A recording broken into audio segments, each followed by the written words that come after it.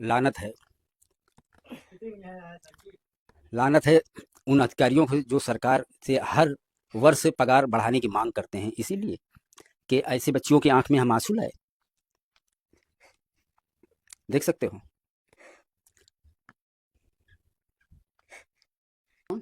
हम और पापा और भैया। अच्छा, हम जानना चाहेंगे कि ये जो आंख में आंसू है बेटा, ये किस चीज से आ गया आपको? बस ऐसे ही आ गया सोच के। क्या सोचे आप?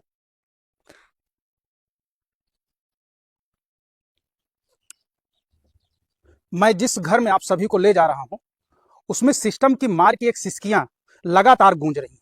सिस्टम की दर्द की जो है एक सिसकियां गूंज रही हैं। एक बच्ची जो 18 साल की है, अपनी पढ़ाई पैसे को लेकर के छोड़ दी है, वो आज इसी घर में, एक टूटे से घर में रह रही है और लगातार कई दिनों से रो रही है। लेकिन सिस्टम के ना तो अधिकारी, ना नेता, किसी को इसकी ना तो आवाज सुनाई दे रही है, ना तो इसका चेहरा किसी को दिखाई दे रहा है, ना तो इसका दर्द किसी को दिखाई दे रहा है।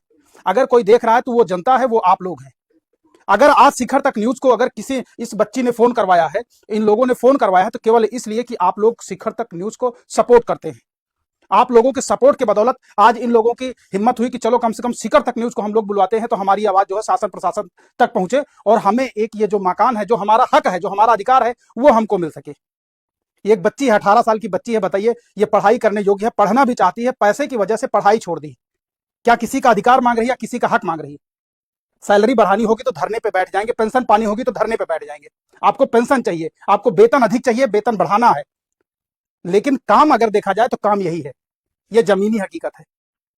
आप इस बच्ची के आंसू देखिए, आप लोगों को दिखाई दे रहा है। इसका क्या दोष है इसमें कि ये एक गरीब परिवार में जन्मी है, ये एक गरीब परिवार में पली बढ़ रही है? इसमें इसका क्या दोष है इस मासूम का? क्या इसका अधिकार नहीं है कि हमको भी आवास मिल जाए? सचिव अपने जेब से देंगे क्या? सेक्रेटरी अपनी जेब से देंगे कि प्रधान जी अपनी जेब से देंगे? ये सरकार का है और ये वही लोग हैं जो सरकार बनाते हैं। आप बहुत अच्छे से समझिए सर। बताइए बेटा, पहले तो परिचय हो जाए, क्या नाम हुआ आपका? प्रिंसी यादव। क्या उम्र है आपकी? 18 साल। 18 साल। ये आपका इतना टूटा हुआ मकान जो लग्जीरियस है, प्रधान जी को, सचिव साहब को कभी दिखाया कि आइए हमारे उच्च भवन में, जो लालगंज का सबसे खूबसूरत मकान है, वहां भी थोड़ा दर्शन कर लीजिए, बैठ जाइए? देखते हैं, कुछ भी नहीं करते हैं। हाँ, देख देखते के हैं, चले जाते हैं। देख के चले जाते हैं, हाँ, करते कुछ नहीं? कुछ नहीं करते। क्यों? अब पता नहीं क्यों नहीं करते। आपने पूछा नहीं कि साहब हमें हमारा हक क्यों नहीं मिल रहा? बोलते ही नहीं है। बस इतना बोल देंगे कि हाँ हो जाएगा। हाँ, बस। हो जाएगा, हाँ, कब होगा ये पता नहीं। नहीं पता। ये घर कैसे टूटा, कब से टूटा हुआ है? टूट गया बहुत पहले से, अभी मतलब कि टूटा है, 1 महीना हो गया। ये ऐसे टूटे हुए इसके पहले भी टूटा था कि हाँ, अच्छा? ऐसे पहले से ही टूटा है। हाँ। हाँ। ये जो ज्यादा गिरा हुआ है, ये 1 महीने गिरा हुआ हाँ। ये? हाँ, आप लोग कहाँ लेटते हैं भैया? यहीं पे लेटते हैं। इसी में? हाँ। अगर ये गिर गया तो? अब गिर जाएगा तब क्या करेंगे? मर जाएंगे और क्या करेंगे? हाँ। हाँ। शौचालय है बेटा? नहीं है। ना शौचालय है, उज्ज्वला योजना गैस? नहीं है, कुछ भी नहीं है। बताइए, सिस्टम के एक एक नियम से, एक एक कानून से, एक एक अधिकार से मारी हुई इसके। और यहीं पे देखिए, सबको 2-2 बार कॉलोनी मिली है, सिर्फ हमारे ही यहाँ पे नहीं मिला हमको। केवल आप ही के परिवार को हाँ। पूरी कोई व्यवस्था नहीं मिली? नहीं। क्यों बेटा? अब पता नहीं क्यों नहीं देते, और यहीं पे सबका कॉलोनी है, किसका ऐसा कोई घर नहीं है कि जिसका कॉलोनी ना आया हो। सिर्फ हमारा अकेले कॉलोनी नहीं आया है। कितने लोग रहते हैं बेटा आपके परिवार में? हमारे परिवार में 3 लोग रहते हैं। कौन कौन? हम रहते हैं और भाई रहते हैं, पापा रहते हैं। मम्मी? मम्मी नहीं है। मम्मी नहीं है। नहीं। अब एक लाचार बाप करे तो क्या करे, चूंकि जब बिटिया जवान हो रही है, उसकी शादी करवाएंगे ये लोग। सरकार की फेलियर कहाँ है? जो मोदी और योगी जी को लोग दोष दे रहे हैं ना, उसकी फेलियर यही है। यही है जमीनी हकीकत। अब इसमें या तो वो दोषी हैं, या तो जो जमीनी स्तर पे अप्लाई करने वाले सरकारी कर्मचारी हैं वो दोषी हैं। इसका दोषी कौन है?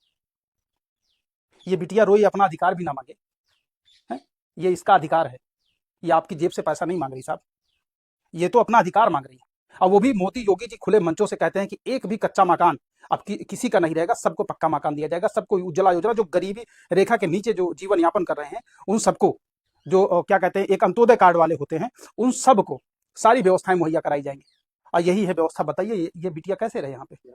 और ये खाना वाना कहाँ बनाती हो बेटा? खाना यहीं पे बनाते हैं, देख लीजिए।